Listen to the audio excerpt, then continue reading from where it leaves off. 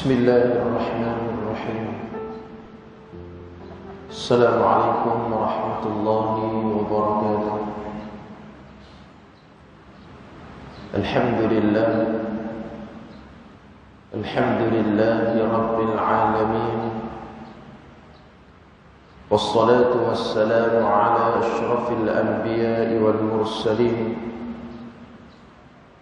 وعلى آله وصحبه أجمعين.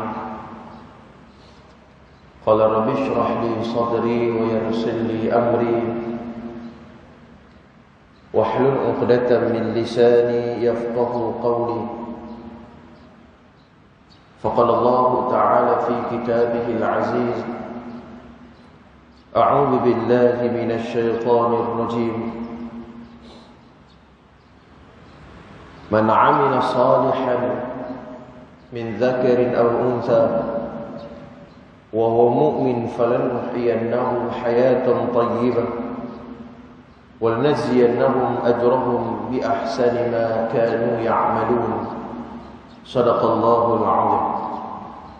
Muslimin muslimat yang dirahmati oleh Allah, sebelum kita meneruskan pembacaan kitab kita pada pagi subuh ini, yaitu kitab Talbisul Iblis karangan Al-Imam Ibnu Jauzi rahmatullah alaih, maka saya suka untuk mengajak diri saya dan juga tuan-tuan, marilah sama-sama kita mengenung satu hadis Nabi sallallahu alaihi wasallam yang direkodkan oleh Al-Imam Bukhari dan Imam Muslim, muttafaqun alaih, hadis sahih dari sudut sanad dan matannya. Satu hari Nabi SAW bersabda, "Aznaba 'abdan dhanban, faqal Allahumma ighfir li dhanbi, faqal tabaraka wa ta'ala, aznaba 'abdi dhanban, fa'alima anna lahu yaghfir dhanba wa ya'khudhu bi dhanbi, thumma 'ad fa'aznaba faqal ay rabbi ighfir li dhanbi." Hadis ni panjang, maka saya sebut pada pagi subuh ni tuan-tuan. Hadis ni menceritakan tentang bagaimana sifat Al-Ghaffar Allah, sifat Maha Pengampun Tuhan kita ni kepada hamba-hambanya. Hadis riwayat Bukhari Muslim ni cerita tentang ada seorang ni, aznaba 'abdan, seorang telah melakukan satu dosa kepada Allah. Kita ni pendosa tuan-tuan. Kita ni banyak dosa, sama ada dosa sengaja ataupun dosa tidak sengaja. Dalam hadis ini cerita tentang apabila seseorang ini melakukan satu dosa kepada Allah, kemudian dia angkat tangan, dia mohon doa kepada Allah, Allahumma ighfir li dhanbi. Tu doa dia. Allahumma ighfir li dhanbi. Ya Allah, ya Tuhanku, ampunkanlah dosaku ya Allah. Tu doa laki ni. Kemudian faqala tabaraka wa ta'ala, Allah berfirman, hambaku melakukan dosa dan dia mengetahui bahawa baginya Tuhan yang boleh mengampun dan menghukumnya. Dalam sebagai riwayat yang lain, aku ampunkan segala dosanya. Ini Tuhan kita ni. Kemudian dia mengulangi dosa dia. Hak tadi buat minta ampun, ulang balik. Fa'ada dzam, dia ulang balik kesalahan dia. Hak tadi istighfar, tadi menangis, tadi beristighfar kepada Allah, tu lepas tu dia buat pula. Dia ulang balik kesalahan yang dilakukan sebelum ini. Kemudian dia minta doa kepada Allah SWT. Faqal ay rabbi ighfir li dhanbi, ya Allah, ya Tuhanku, ampunkanlah dosaku, kesianlah kat aku ni ya Allah. Dia minta doa ni dengan penuh pengharapan, bukan main-main. Jangan kita silap faham. Dia bertaubat dalam hadis ni adalah taubatan nasuh. Memang dia taubat sungguh-sungguh. Tapi nak buat lagu mana? Manusia kita ni hamba lemah. Dan Allah tahu bahawa bagaimana tahap dan kedudukan hamba-hambanya. Hebat macam mana pun kita tuan-tuan, tak terlepas daripada melakukan kesalahan. Yang tu kita nak kena akui. Kemudian Allah Subhanahu wa taala berfirman lagi, ya fa'alima anna lahu rabban yaghfir dzamb wa ya'khudhu bi dzambi. Dia tahu bahawa aku ni Maha Pengampun, aku ampun dosa dia. Fa'ada thumma 'ada fa'adhnaba. Kemudian dia ulang lagi sekali. Allahu akbar. Orang ni kira dia buat taubat ulang, buat taubat ulang, buat taubat ulang. Dia ulang lagi. Dia minta doa kepada Allah, ay rabbi ighfirli dzambi, ya Allah, ampun dosaku ya Allah, aku dosa banyak ya Allah. Kesianlah aku ya Allah. Dia minta taubat kepada Allah. Faqala tabaraka wa ta'ala adzamba 'abdi dzamban fa'alima anna lahu. Dalam ucapan yang sama, Allah Maha Pengampun, Allah ampun dosa dia. Fa annahu rabban yaghfiru dzamb wa ya'khudhu bi dzambi i'mal ma syi'ta. Bila Allah saja matan hadis ni tuan-tuan sekalian, Allah berfirman, Allah kata apa? I'mal ma syi'ta. Tuan faham ayat ni? Bermaksud apa? Seolah-olah Allah nak bagi tahu bahawa buatlah apa yang hang nak dekat dunia ni. Buat ni bukan bermaksud Allah suruh kita buat dosa, bukan, jangan faham macam tu. Syarah hadis ni merujuk kepada Allah tahu kita ni lagu mana, tahap kita tu lagu mana. Mungkin baik kita dalam masjid dia, dua masjid kita lagu lain. Jadi kita Allah tahu bagaimana tahap kita ni, lemah kita ni. Maka subhanallah, buatlah i'mal ma syi'ta, buatlah apa yang mau. Sesungguhnya aku Maha Pengampun, kata Allah. Faqad ghafartu, aku akan ampun dosa Allah. Muslimin muslimat yang dirahmati oleh Allah, pagi subuh ni saya bawa hadis ni riwayat Bukhari Muslim muttafaqun alaih. Ini adalah satu pengharapan kepada Tuhan Rabbul Jalil. Ya, agama kita inilah Islam.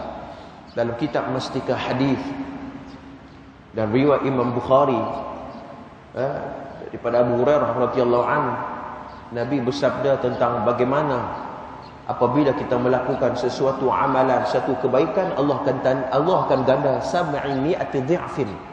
Allah ganda 700 kali ganda. Tapi kalau kita buat satu kesalahan, satu dosa, Allah tak ganda, Allah bagi tahap tu ya. Kalau dosa mencurilah, dosa mencurilah kita dapat. Kalau dosa menghuranglah kita dapat. Tak dapat gandaan kesalahan tu. Tapi kalau sekali kita buat pahala, sekali kita buat satu kebaikan dan amal soleh, Allah akan ganda berlipat-lipat kali ganda. Syekh Allah Basmih, dia bermasuk dalam bab yang keempat, cerita tentang inilah kelebihan Islam. Inilah kelebihan agama Islam yang Allah berikan harapan seluas-luasnya kepada hamba-hambanya untuk merujuk ataupun kembali kepada Allah Subhanahu Wa Taala. Mudah-mudahan mukadimah itu memberi manfaat yang banyak kepada kita insya-Allah. Tuan-tuan sekalian, kita sambung pembacaan kitab kita pada pagi subuh ini, Talbisul Iblis karangan Al-Imam Ibnu Jauzi rahmatullah alaih. Tuan-tuan sekalian, pada pertemuan lepas kita dah cerita tentang bagaimana, yang ni masih lagi dalam bab bagaimana tipu daya iblis. Talbisul iblis ni maknanya iblis bohong kita. Iblis ni boleh meracuni hati kita ni. Ibnu Jauzi dia buat beberapa kategori. Di antara kategori iblis ni cuba untuk merosakkan hamba Allah SWT dengan cara melalui akidah. Dia buat tu dulu. Sebab pada pertemuan lepas, kalau tuan-tuan ingat, di antara salah satu maratib, martabat ya, yang paling atas sekali, objektif dan matlamat iblis, hak paling nombor satu sekali untuk merosakkan hamba Allah, dia nak rosakkan kita punya akidah kita, dia punya kepercayaan kita. Hak tu nombor satu. Kalau yang tu dulu, yang tu dia cemerlang, berjayalah iblis, yakni akidah. Ibnu Jauzi dia buat main ni perbahasan ini. Mana pagi-pagi subuh ini muka surat 126, iaitu membicarakan tentang bagaimana muslihat iblis terhadap golongan khawarij. Hari pagi subuh ni kita nak tengok bagaimana golongan khawarij. Kata Ibnu Jauzi rahmatullah alaih, orang khawarij yang pertama kali, yang paling buruk keadaannya adalah Dzul Khuwaisirah. Ini nama kepala dia. Lagi kita tengok bagaimana sikap mereka ketika mana bermula pada zaman sahabat Nabi SAW ni. Zaman sahabat lagi, daripada muncul kelompok-kelompok dan ideologi yang pelik ni tuan-tuan, khusus dalam bab akidah. Ini bincang dalam bab akidah ni tuan-tuan. Baik. Dari Abu Sa'id Al-Khudri radhiyallahu anhu, ini sahabatul jalil, sahabat Nabi SAW, dia meriwayatkan, dia berkata bahawa Ali bin Abi Talib radhiyallahu anhu mengirimkan satu utusan dari Yaman untuk menemui Nabi SAW sambil menyerahkan emas yang dibungkus bekas kulit yang sudah disamak. Ini orang panggil apa? Sagu hati. Orang panggil bukan sagu hati, orang panggil buah tangan. Ini benda biasa. Ya, ini benda biasa. Buah tangan Sayyidina Ali hantar sebungkus emas yang dibalut dengan kulit yang sudah disamak, bekas kulit yang sudah disamak. Dan emas itu asli dan belum disisih dari campuran tanahnya. Memang asli sungguh emas tu, tak dibersihkan lagi. Maknanya ada lagi kesan-kesan tanah tu. Ya, ada lagi kesan-kesan tanah. Baru ni saya tengok ada satu kajian orang buat, di antara negara yang paling banyak mengeluarkan emas, kalau tak salah saya, adalah di antaranya adalah negara China. Negara China tuan-tuan. Antaranya adalah negara Turki dan beberapa lagi negara yang lain. Banyak tuan-tuan emas. Ya, banyak lagi negara-negara yang banyak. Dan emas tuan-tuan sekalian yang dibawa oleh Sayyidina Ali radhiyallahu anhu, emas yang tak bersihkan lagi. Maknanya ada lagi lekat-lekat tanah tu. Lalu Nabi SAW membahagikan emas itu kepada 4 orang. Tuan-tuan, emas itu dapat dekat Nabi. Bila emas itu dapat dekat Nabi, Nabi bahagi emas itu dekat 4 orang. 4 orang di kalangan sahabatul jalil, 4 orang. Nabi tak ambil kat dia. Tak beli kereta besar, tak beli rumah besar, tak beli apa semua dak. Nabi tak simpan kat dia. Nabi bagi dekat 4 orang ni. Siapa 4 orang ni? Riwayat daripada Abu Sa'id Al-Khudri, nombor 1 adalah Zaid bin Khalid. Ini orang yang pertama yang Nabi bagi emas tu, Zaid bin Khalid. Yang kedua adalah Aqra bin Habis. Aqra bin Habis, nombor 2. Dan yang ketiga adalah Uyainah bin His. Yang keempat Al-Qamah bin Ulathah. Ini nama sahabat Nabi yang Nabi bagi 4 orang tu. Ataupun dalam riwayat lain ialah ataupun Amir bin Tufail. Amir bin Tufail. Baik, kemudian ada yang terasa mengantar dalam hati Umarah, termasuklah golongan-golongan munafik. Kerana ia melihat kawan-kawannya dari kalangan Ansar yang lain-lainnya memiliki emas tersebut. Maknanya apa? Bila Nabi bagi emas tu kat 4 orang, ada di kalangan khususnya pok-pok munafik ni. Depan kata Islam, depan aku beriman pada Nabi dan Rasul, hati tak mau pun pada Islam. Bila dia tengok Nabi duk bagi emas kat orang lain, tak bagi dekat mereka, emas tu tak dapat dekat mereka, mereka rasa, pelik ni. Pelik ni, Muhammad ni bagi dekat mereka, tak bagi kat kita ni. Dia bagi dekat pok-pok Ansar, hak memang orang asal Madinah. Ya, muhajirin orang asal Mekah. Muhajirin orang asal daripada Mekah pergi berpindah berhijrah ke bumi Madinatul Rasul sallallahu alaihi wasallam. Sepatutnya di antara pertikaian mereka, bagilah kat pok-pok tu. Kenapa bagi dekat orang Ansar? Orang Ansar orang asal Madinah. Ini tempat perkampungan mereka. Mereka tahu sedap elok perniagaan untuk mereka memajukan diri mereka. Mereka mempertikaikan keputusan Nabi sallallahu alaihi wasallam. Ini pok-pok munafik. Maka Nabi SAW bersabda, bila Nabi duk tengok duk jadi kalang kabut lagu tu, Nabi bersabda. Nabi bersabda, apakah kamu tak percaya kepadaku? Nabi tanya, apa tak percaya kat aku? Aku mai Madinah ni, aku Rasul. Ya, sedangkan aku adalah orang yang dipercayai oleh sesiapa yang berada di langit dan khabar langit datang kepada aku pada waktu pagi dan pada waktu petang. Maknanya apa? Nabi tak buat satu benda di atas hawa nafsunya, ialah di bawah wahyu Allah Subhanahu Wa Taala. Nabi nak abang lagu tu. Bukannya Nabi suka hati, ada sebabnya. Seumpama kalau kita belajar dalam ilmu sirah, bagaimana ketika mana Nabi Ibrahim alaihissalam daripada Harran pergi ke Palestin ziarah anaknya, dalam riwayat kata 4 kali. Ya, ulang 4 kali ya ziarah Siti Hajar dan juga Nabi Ismail alaihissalam.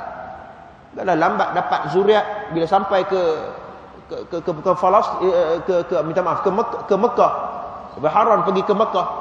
Ya, bila sampai dekat Mekah, Nabi Ibrahim patah balik pergi ke Palestin.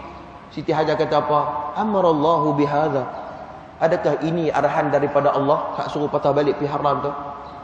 Kata Ibrahim alaihi salam, aku takkan buat benda ni melainkan Allah yang arah aku. Tu, ini sifat para anbiya alaihi musallatu wassalam. Baik, kembali kepada pembahasan ini. Maka tidak seberapa lama kemudian ada seorang laki-laki yang kedua matanya cekung, tulangnya, pipinya menonjol, keningnya agak depan, janggutnya lebat, jubahnya bergerai-gerai dan kepalanya botak. Maknanya apa? Dulu mana ada Facebook Live. Dia tak ada lah ambil gambar ni laki ni lah. Laki ni lah hak nombor 2 hak tanya Nabi. Tak, dulu tak ada, kamera pun tak ada.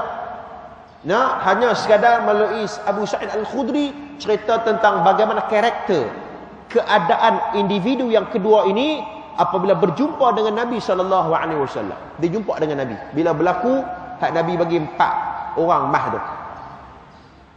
Apa kata dia? Kata dia, wahai Muhammad, ya Muhammad, ittaqillah, bertakwalah kepada Allah, wahai Rasulullah.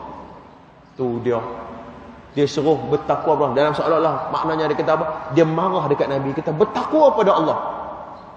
Tu. Dia kata dekat Nabi SAW.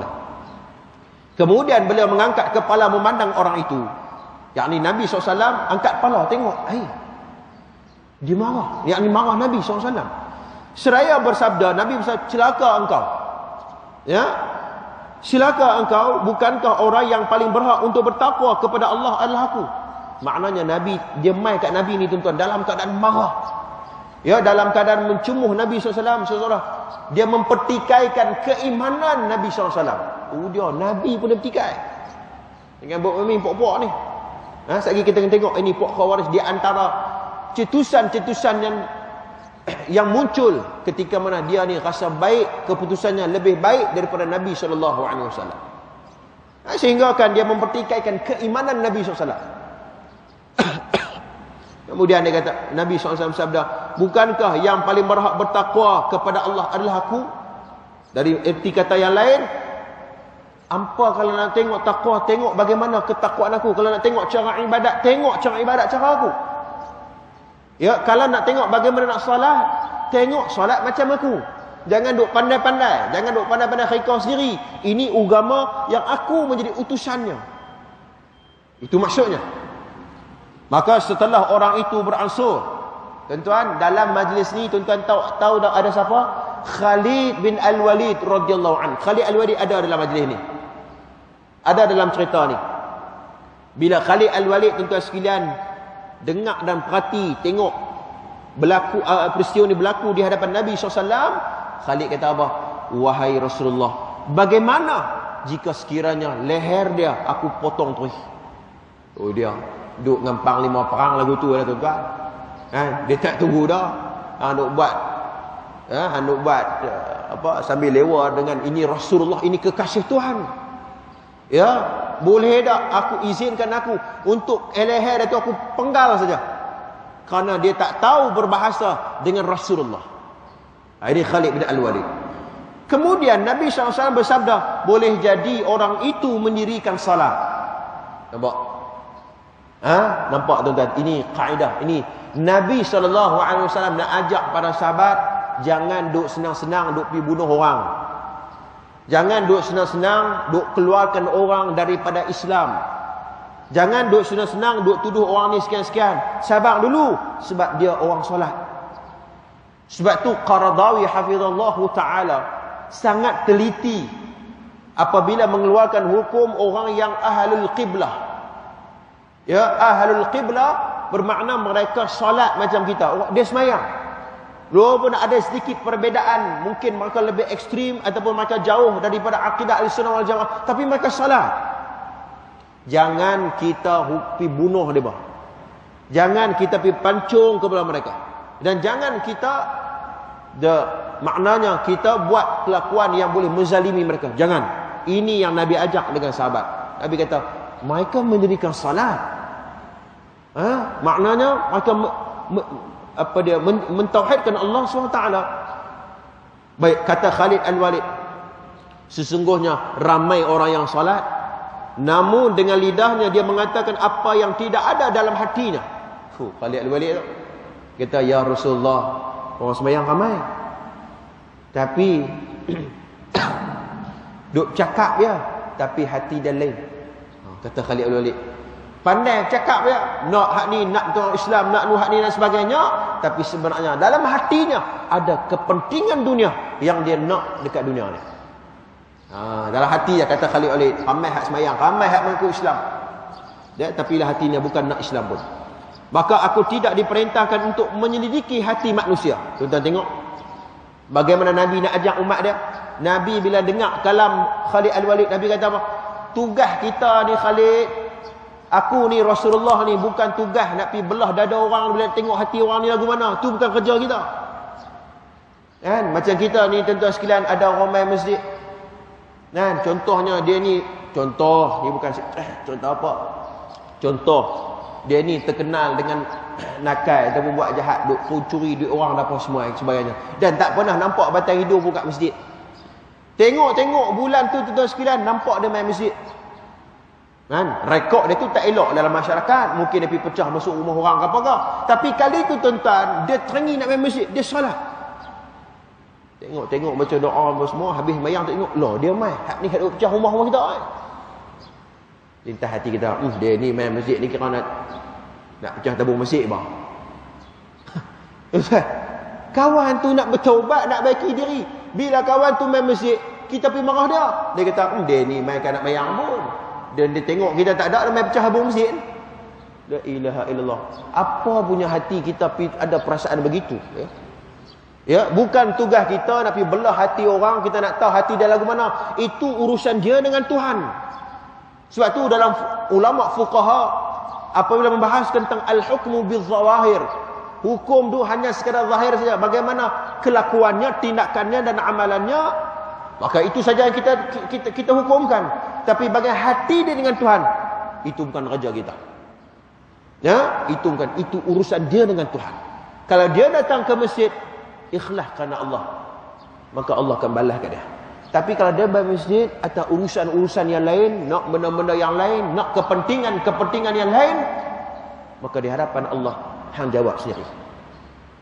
Muslimin muslimat yang dirahmati oleh Allah SWT, aku tidak diperintah untuk menyelidiki hati manusia, untuk memberah perutnya. Ini bukan tugas aku. Kemudian Nabi SAW memandang Khalid yang hanya diam saja. Lalu beliau bersabda, sesungguhnya dari kaum ini akan muncul segolongan orang yang membaca Al-Quran, yang bacaannya tidak melebihi kerongkongnya. Mereka lepas dari agama sebagai anak panah yang lepas dari busurnya. Tuan, bila Nabi habaq macam tu kat Khalid, Khalid senyap. Ini Khalid ibn Al-Walid, bila dengar penjelasan daripada Nabi, dia akur. Khalid Al-Walid akur, ini Rasulullah. Maka Nabi SAW bersabda bahawa, ingat wahai Khalid, kaum ni, puak ni, yang ni puak yang kedua ni, orang lelaki puak kata marah Nabi ni, puak yang kedua ni, kata Nabi SAW, akan muncul satu kelompok golongan yang mereka ni baca Quran rajin, baca Quran hebat tuan-tuan, pagi petang malam qiyamul lail, lambat lepas pegang Quran baca, memang kuat baca Quran mereka, ya. Tetapi bacaan mereka tidak melebihi hanya dalam kerongkong saja, tak masuklah hati pun, hanya duk mengikut lidah ya. Ya, dan mereka ini seolah-olah agama itu seolah-olah dia petarik anak panah dan keluar daripada busurnya. Tak ada apa, bukannya dia masuklah hati pun, keluar macam tu saja. Dan ada orang tersebut, kata Imam Ibnu dalam riwayat ini, orang tersebut bernama Dzul Khuwaisirah At-Tamimi. Ini nama individu ni. Dalam lafaz riwayat lain, orang itu berkata, berbuat adillah. Lalu beliau menjawab, celaka engkau. Lalu siapa yang berbuat adil jika aku tidak adil? Maknanya dalam riwayat lain, dia mempertikaikan keputusan Nabi SAW. Dialah orang Khawarij yang pertama kali muncul dalam Islam.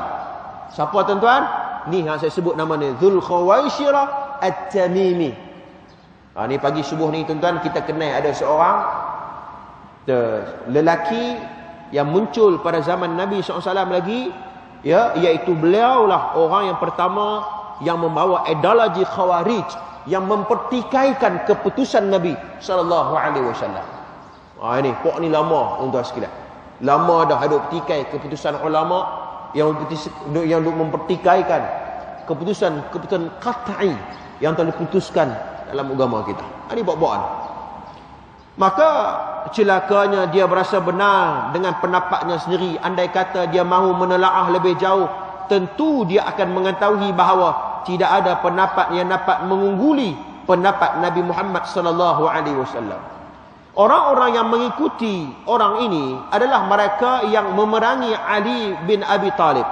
Fasalnya ketika mana peperangan antara pasukan Ali dan juga Ali bin Abi Talib dan Muawiyah bin Abi Sufyan. Tuan, cerita ni panjang cerita ni tuan-tuan. Ya, disebut sebagai bagaimana munculnya golongan Khawarij ni tuan-tuan, ni sebenarnya awal pada zaman Nabi lagi. Tetapi apabila pembunuhan Sayyidina Uthman ibn Affan, ini sejarah. Ini tercatat, ini fakta. Apabila pembunuhan Sayyidina Uthman ibn Affan, menurut Dr. Muhammad Imarah rahmatullah alaih, ini seorang tokoh ulama mufakkir Islam di bumi Mesir satu ketika dahulu. Dr. Imarah dia mengatakan bahawa puak-puak ini tuan-tuan sekalian ialah kebanyakan mereka dari golongan Al-Qurra. Ini sedikit maklumat tambahan, tak ada lagi kitab tuan-tuan. Saya membaca dalam buku yang lain. Puak-puak ni mai daripada golongan Al-Qurra. Qurra ni tuan-tuan bukan qari Quran. Jangan faham macam tu. Al-Qurra ini kata Dr. Imarah rahmatullah alaih adalah puak-puak Arab Badawi. Dia pun ramai puak-puak tu hak jahil, hak tak ada ilmu, tapi kuat ibadat. Ilmu tak ada, malas mengaji, tuan-tuan sekalian, tapi kuat ibadat. Hak puak ni lah tuan-tuan yang akan melahirkan generasi ekstrim, yang dia akan mempertikaikan siapa yang tak kena dengan pendapat dia. Ini masalah ni tuan-tuan, bila tak ada ilmu. Sebab tu baru ni tuan-tuan, saya baru semalam mai daripada Langkawi, ada satu seminar hadis di Langkawi. Kami bentang kertas raja yang kami buat kajian. Dalam kami duk bentang, ada bentang tentang tafsir maudhu'i, ada tentang ketokohan Allah SWT yang mengarang kitab Baharul Mazi, kitab Baharul Mazi, ketokohan beliau. Ada yang mengarang, ada yang mengkaji tentang manhaj, bagaimana metodologi Tok Guru ni Aziz dalam tafsirnya. Ada pembahasan cukup seronok tuan-tuan. Ada yang menonjolkan ketokohan Waba' Az-Zuhaili dalam tafsirnya, Abdul Fattah Abu Ghuddah dalam sumbangannya dalam qimatul zaman 'inda ulama. Ini pembahasan kita. Di situ ada profesor, ada doktor, apa semua dalam beberapa hal tuan-tuan sekalian. Di sebelah saya seorang doktor. Dia bertanya soalan. Padahal dia tafsir, dia pakar ilmu tafsir. Dia bertanya soalan dalam bab hadis. Sebab dia tak tahu. Perbentangan ini dalam bab hadis. Dia tak tahu. Walaupun dia pakar dalam ilmu tafsir, kekhususannya, kesarjanaannya dalam bab tafsir, tapi dia tak faham dalam bab hadis. Kita, doktor, apa pandangan kamu tentang ketokohan beliau dalam bab hadis dan sekian-sekian? Maka saya bila kita tengok suasana begitu, rupanya di antara sarjana-sarjana Islam pun mereka memerlukan di antara satu sama lain. Hebat dah lah tuan-tuan sekalian, nak ngaji sampai tahap tu hebat dah lah. Tapi tuan-tuan, mereka pun memerlukan tuan-tuan di antara takhasus dalam bidang masing-masing. Mereka memerlukan di antara sama lain. Sebab tu kata ulama, semakin banyak kita belajar, sebenarnya semakin kita tak tahu. Semakin kita nak maklumat yang baru. Betul tak tuan-tuan? Hak jadi masalah tuan-tuan, mengaji sikit tapi dia punya belagak pandai tuan-tuan sekalian. Kalah ulama tu. Kalah Tok Guru mengaji sikit lah. Ini masalah. Yang ni hadut jadi dalam masyarakat kita. Kena mengaji banyak, kena belajar dengan banyak Tok Guru, kena banyak para alim ulama. Bila kita banyak dengan Tok Guru, banyak yang kita belajar, banyaklah keluasan dada kita tu luas. Kita tahu mana satu musuh kita dan mana satu rakan kita yang kita boleh bawa berbincang, yang boleh kita boleh toleransi dalam beberapa hal. Baik, tuan-tuan sekalian, menurut Dr. Imarah lagi, puak-puak ni tuan-tuan sekalian, dia mai daripada Arab Badawi, disebut sebagai puak-puak Al-Qurra. Dan mereka ini tidak memahami selok-belok percaturan politik, siasah, ijtihad politik, tuan-tuan. Dia tak faham. Ya, apabila berlaku pembunuhan Sayyidina Uthman bin Affan, dia mendesak supaya cari cepat siapa yang membunuh Sayyidina Uthman. Ni pokok ni, tuan-tuan. Dia punya mewujudkan api ni, kemarahan ni, tuan-tuan, sampai wujudnya peperangan Siffin yang berlaku di antara puak Muawiyah bin Abi Sufyan dan Sayyidina Ali radhiyallahu, hampir ribuan para sahabat yang gugur syahid dalam pertempuran itu. Sehingga kan disebut dalam kitab ini, ya, Dr. Imarah mengatakan bahawa sehingga kan apabila mereka lah mencetuskan perbalahan ini, ni puak-puak Khawarij ni, apabila berlaku pertembungan di antara dua sahabat Nabi sallallahu alaihi wasallam, maka wujudnya isu tahkim. Itu kata isu tahkim.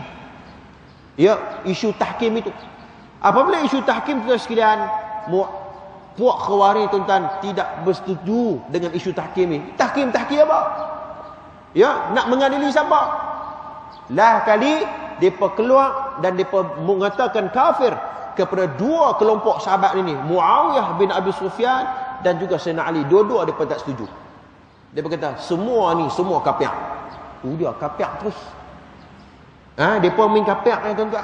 Ini sebab tu, tuan-tuan, hati-hati dengan puak-puak yang suka mengkafirkan orang. Takut-takut dia terkena belitan syaitan, seumpama seperti puak Khawarij dalam kitab Talbisul Iblis ini. Hati-hati. Sebab tu dalam hadis ni, tuan-tuan, hati-hati. Nabi pun, Khalid bin Walid, ingat contoh tadi, Khalid al-Walid bila nak bunuh, bila nak pancung kepala, Nabi kata jangan buat lagu tu, depa musmayang. Nampak? Ini sifat tawazun. Syekh Al-Gharaqi dalam kitab Fiqhul Tawazun, bagaimana kita nak mempertimbangkan, kita nak buat keputusan dekat seseorang ni nak buat lagu mana, kena pertimbangan dengan ilmu. Jangan pertimbang ikut ideologi kita saja, jangan ikut pertimbangan ikut emosi dan semangat kita saja, jangan ikut semangat. Kena pertimbangan mengikut ilmu pengetahuan. Ya, bagaimana hal itu? Sebab itu, ya, Dr. Yusuf Al-Qaradawi hafizallah, dia menyebut bahawa di antara ciri-ciri kaum Khawarij ni, ingat Khawarij, tuan-tuan, dia ada ciri-cirinya. Walaupun cerita ni zaman para sahabat, tapi ideologi dan pemikiran itu masih lagi ada pada zaman kita pada hari ini. Jangan kita doa dia bagi ada puak-puak ni. Yang pertama, menurut Al-Qaradawi hafizallah, iaitu mudah mengkafirkan orang yang tidak segolongan dengan mereka walaupun sesama menganut Islam. Suka sangat. Mulut ni senang duk kafir kau orang. Ni kafir, hak ni kafir, ni kafir. Dia seorang Islam. Dia seorang masuk syurga. Hak lain semua kafir. Ingat. Puak ni kena hati-hati. Nombor dua, menurut Qaradawi hafizallahu ta'ala, iaitu menurut mereka, Islam yang benar adalah yang diamalkan kelompoknya sahaja, Islam lainnya dianggap tidak benar. Oh dia. Depa betul. Hak lain semua salah. Kan? Jangan macam tu. Ya, dalam Islam ni, tuan-tuan, apatah lagi dalam bab ijtihad, apatah dalam bab fiqh. Dalam bab fiqh, tuan-tuan, ia terbentang luas. Perbahasan, perbezaan di kalangan fuqaha. Ada orang yang agak tajam ataupun yang agak ketat, sehingga kan apabila tidak kena dengan pendapatnya, dia mengatakan bahawa ini bukan ajaran yang benar. Jangan macam tu. Apatah lagi, jauh lagi yang mengatakan bahawa apabila mereka suka pada tokoh tersebut, hanya ikut tokohnya saja. Siapa yang tak ikut dengan tokohnya, sesat belaka. Itu pun tak betul juga. Tuan-tuan sekalian, sebab tu dalam ilmu hadis ada satu subjek, ada satu mata pelajaran yang kena mengaji, ilmu ruwaul hadis. Ilmu ruwaul hadis. Ilmu ruwaul hadis ni, tuan-tuan, dia membicarakan tentang tokoh-tokoh, jagoh-jagoh dalam ilmu hadis. Bila kita belajar tokoh-tokoh dan jagoh-jagoh ni, tuan-tuan, maka kita akan tahu metodologi mereka. Kita akan tahu sumbangan-sumbangan mereka. Kita akan tahu apa tulisan-tulisan yang mereka tulis. Maka kita akan mengkaji bagaimana metodologi dan manhaj mereka. Ini satu ilmu. Betul tak, tuan-tuan? Ya. Begitu kefahamannya. Tetapi kalau hanya kita berpegang kepada seorang tokoh saja, ya, dan kita mengatakan bahawa Maknanya siapa yang tak pegang dengan tokoh aku salah belaka, yang ni yang jadi masalah. Dan inilah di antara ciri-ciri khawarij yang ada pada kelompok itu. Jangan, walaupun kecenderungan kita itu ada, ya, tapi jangan kita menafikan sumbangan orang lain. Jangan. Ini Islam ajak. Baik. Yang ketiga, menurut Qardawi, orang-orang Islam yang tersesat dan kafir perlu dikembalikan ke jalan yang benar. Dia kata, menurut Qardawi mengatakan bahawa hak lain semua sesat, kita kena tarik mereka ni mai duduk dengan kita. Maknanya mereka ni tak meraihkan kepelbagaian itu. Susah tuan-tuan kalau pok hak tak meraihkan ni tuan-tuan, susah tuan-tuan. Kita tak boleh hidup. Contohnya tuan-tuan sekalian, kita ni bangsa Melayu, contoh saya sebut. Kita duduk di Malaysia, walaupun ada Cina, ada India sebagainya, walaupun mereka ni berlain berbangsa dengan kita, kita kena hormat mereka. Mereka pun kena hormat kita lah. Jangan kita saja hormat mereka. Mereka kena hormat kita, kita pun kena hormat mereka. Ini kaedah Islam. Jangan kata, tak apa, Cina kita buat lebih kurang. Tak boleh. Sebab tu, ketika mana dalam sirah menyebut tentang bagaimana orang Yahudi yang mengikuti, ataupun mereka mempersetujui pada awalnya piagam Madinah. Orang Yahudi pada waktu itu dia beriman dengan Nabi SAW. Mereka tak beriman dengan Nabi. Tapi Nabi buat satu perjanjian, Nabi buat satu perlembagaan. Pok-pok Yahudi ni, hampa walaupun tak ikut Islam, hampa kena ikut undang-undang ni. Hampa sudah jadi rakyat Madinah, hampa kena ikut undang-undang ni. Jangan buat pala. Macam tu bahasa kita. Jangan buat pala. Walaupun bukan Islam, hampa rakyat Madinah, hampa kena jadi seorang rakyat warga negara yang baik. Jangan duk curi orang, jangan nak muhur dan sebagainya. Tapi dipendekkan cerita, pok Yahudi ni kena halau dengan Nabi SAW. Sebab apa? Sebab ada satu cerita tentang bagaimana Nabi membunuh para sahabat radhiyallahu alaihi ajma'in, dan Nabi mengadili perkara tersebut, dan Nabi buang. Pok ni memang tak dipakai. Duk pilah tangan mana pun memang masalah. Dan sampai hari ini tuan-tuan sekalian, mereka menjadi masalah di dunia ni tuan-tuan. Di Palestin. Muslimin muslimat yang dirahmati oleh Allah SWT. Yang keempat, menurut Qardawi lagi mengatakan bahawa kerana tidak kesefahaman dalam lingkungan sekitar mereka, kaum Khawarij mengangkat imam dari golongannya sendiri. Maknanya apa? Maknanya nak jadi pemimpin, mereka nak pilih pemimpin di kalangan pok mereka saja. Ini dia tuan-tuan. Kata tak boleh. Hak mana hak nak jadi ketua, daripada ideologi kami saja. Daripada pok kami saja. Hak ni hak jadi bergaduh. Jangan macam tu. Sebab tu seorang pemimpin ni tuan-tuan sekalian, dia kena cerdik, dia kena pandai. Mana satu pok yang kita boleh bersembang, hak kita boleh toleransi. Mana satu yang kita tak boleh nak buat bincang dah. Yang ni memang tak boleh dah. Yang ni memang kita nak kena bagi tegas sikit. Contohnya. Ni kebijaksanaan kepimpinan ini perlu kena ada. Ini tuan-tuan, jangan keras. Lepas tu Nabi SAW, apabila Nabi mengadili satu perkara, Nabi tengok semua, fa yastami'una al-qawla fayattabi'una ahsana. Nabi dengar dan Nabi membuat keputusan yang cermat. Yang kelima, kata Qardawi, kaum Khawarij bersifat fanatik dan tidak segan menggunakan kekerasan untuk mencapai tujuannya. Mereka sanggup berperang dengan orang. Siapa yang tak sama ideologi dengan mereka, perang. Ini pok Khawarij. Kita jangan macam tu. Islam ni tuan-tuan agama rahmah. Agama yang suka berbincang. Ini perjuangan idea, ini perjuangan ilmu. Jihad sekarang ni tuan-tuan bukan kira jihad siapa khiang lebih kuat. Bergaduh dalam gelanggang gusti, khiang siapa paling kuat. Bukan hak tu dah. Zaman lah ni tuan-tuan, jihad ilmu. Jihad perjuangan idea. Sekarang ni tuan-tuan sekalian, lihat saja negara-negara barat sudah melakukan teori-teori baru. Dan pada hari ini telah melakukan teori-teori baru yang mendepani umat Islam pada hari ini. Semalam juga ada satu perbentangan dari seorang doktor, pakar dalam ilmu terjemahan. Khususnya dalam bidang hadis. Dia pakar tuan-tuan. Saya tak ingat.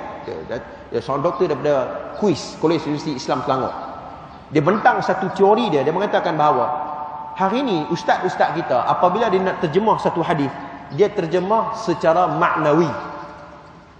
Jarang sangat mengikut kajian dia. Ustaz-ustaz penakwah kita ni bila dia terjemah hadis, dia terjemah by harfin. Tidak tuan-tuan? Terjemah maknawi macam tu je. Contohnya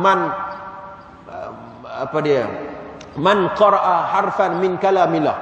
Dia tak terjemah sekutui-sekutui, tapi dia terjemah sekedar maknawi. Dia cerita siapa baca Quran, kan? Ada cerita siapa yang membaca Quran, ada cerita kelebihan-kelebihan Quran. Maknanya dia cerita tentang maknanya, dia membuat apa dia orang panggil apa? Translate. Dia menterjemah hadis itu dengan maknawi, bukannya secara harfin.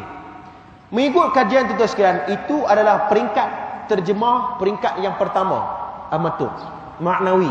Senang kita boleh buat, senang itu. Tetapi dia membuat teori, dia mengambil teori daripada barat. Ini kajiannya. Dia ambil teori barat, saya pun tak ingat nama orang barat tu. Ford apa pun tak tahulah, saya tak ingat. Kena tengok balik kertas kerja dia. Dia ambil hampir ada 4 jenis teori-teori terjemahan yang canggih hari ini yang patut umat Islam kena ambil. Oh, rupanya ada banyak lagi tuan-tuan. Cara terjemahan yang lebih orang panggil apa? Yang lebih terbaik untuk kita memberikan kefahaman kepada orang yang mendengarnya. Ada 4 teori barat yang moden, khususnya untuk menterjemah sesuatu matan hadis Nabi SAW. Ada 4 teorinya tuan-tuan, ada landasannya, kan? Lepas tu ada pula orang tanya, sebab tu seronok tuan-tuan, bila kita duduk dalam perbincangan ilmu, ada seorang doktor dia balas balik tanya, dia kata, kalau gitu apa pendapat doktor tentang dia terjemah secara maknawi, boleh ataupun tidak? Kata menurut kajian tak ada masalah, boleh, ya, selagi mana tidak membawa makna yang salah, boleh lah, kan? Kalau ustaz tu dia terjemah maknawi, dia tak terjemah kita hafal. Kadang-kadang perkataan bahasa Arab tu kita tak tahu, kita tak faham. Gharibul hadis, kadang-kadang perkataan pelik yang kita perlu diterjemahkan dalam bahasa Arab sendiri. Ya, kadang-kadang bahasa Arab ni tuan-tuan, kita nak terjemah bahasa Melayu, kadang-kadang dia tak kena. Bahasa kita tu tak kena sebab bahasa kita terhad. Dia kena terjemah dalam bahasa Arab. Wah, ini sebab tu ada satu kamus yang disebut sebagai oleh Raqib Al-Asfahani, Mu'jam Awsat. Ini cerita tentang begitu i'rabul Quran dan sebagainya, cerita tentang terjemah bahasa Arab yang perlu diterjemahkan dalam bahasa Arab juga. Maknanya nak kena faham bahasa Arab tu, nak kena faham dalam konteks bahasa Arab juga. Begitu maknanya. Saya nak sebut bahawa ya, bagaimana keterbukaan itu dalam ruang ilmu. Puak-puak Khawarij ni, dia tak boleh terima keterbukaan ini, dia tak terima. Dia kira pihak dia yang betul. Yang ni yang jadi masalah tuan-tuan yang dirahmati oleh Allah Subhanahu Wa Taala. Maka Qardawi bermain satu hadis ya tentang bagaimana munculnya akhir zaman ini kelompok ini, ya mereka ini ya pengalamannya sedikit dalam bab agama tapi akalnya tidak cerdik. Ini masalah. Ya, kata Qardawi, mereka cakap dengan cakap-cakap yang terbaik, makna cakap tentang Quran, tetapi tidak melatih hanya dalam kerongkong mereka. Yaqra'unal Quran la yujawizu hanajirahum. Hanya mengikut pangkong saja. Ini tuan-tuan, puak yang menjadi ataupun pada hari ini pun ya kita minta simpang daripada kita terjumus dalam kelompok-kelompok Khawarij moden ini. Kita kata, ada orang tanya, ustaz, ada puak Khawarij zaman ni? Ada. Kalau kena dengan ciri-ciri ni, adalah ideologi dan pemikiran ini. Maka kita ahli sunnah wal jamaah tuan-tuan sekalian, mendidik kita ya bertindak beramal atas dasar ilmu pengetahuan, ya bukan atas dasar ya ikut-ikutannya, dan bukannya atas ya hanya sekadar semangat dan sebagainya, ya atas dasar ilmu pengetahuan. Inilah yang Imam Ibnu Jauzi rahmatullah alaih menyebut dalam kitabnya Talbisul Iblis, bagaimana tipu daya iblis terhadap puak-puak yang kena bohong dengan iblis, khususnya dalam bab akidah ni, puak Khawarij ni. Ini saya buat main satu cerita tentang bagaimana ya pertemuan di antara ya ideologi yang sebenar dengan ideologi yang menyimpang dari Ahlussunnah wal Jamaah. Maka tuan-tuan sekalian, saya rasa takat itu dulu pengkongsian tazkirah kita pada pagi ini. Insya-Allah pada pertemuan akan datang tuan-tuan, kita akan masuk lagi, iaitu pada, saya tak bacalah tuan-tuan satu persatu, banyaklah kita baca maknanya satu tajuk ya, dan kita tengok apa contoh-contohnya riwayatnya, lepas tu kita pergi ke tajuk yang lain, sebab banyak tuan-tuan sekalian. Kalau cerita pasal Khawarijnya saja mungkin hampir dalam beberapa kali pertemuan baru habis cerita tu. Maka cukup kita tahu secara umum tentang tipu daya iblis terhadap puak Khawarij ini, dan insya-Allah pada pertemuan akan datang kita akan jumpa bagaimana tipu daya iblis terhadap golongan Rafidhah. Kita nak kenal juga apa Rafidah ni benda apa. Tentang apa Rafidah ni. Kan? Nama orang ke? Nanti kita akan tengok siapa Rafidah ini. Dekat tu dulu. Aqul qawli hadha wa astaghfirullahal azim li wa lakum. Assalamualaikum warahmatullahi wabarakatuh. A'udzubillahi minasyaitonir rajim. Bismillahirrahmanirrahim. Alhamdulillahi rabbil alamin. Wassalatu wassalamu ala asyrafil anbiya'i wal mursalin wa ala alihi wa sahbihi ajma'in. Allahumma inna nas'aluka al-huda wat-tuqa wal-'afaf wal-ghina. اللهم إنا نسألك علما نافعا ورزقا طيبا وعملا متقبلا صلى الله على سيدنا محمد وعلى آله وصحبه أجمعين والحمد لله رب العالمين.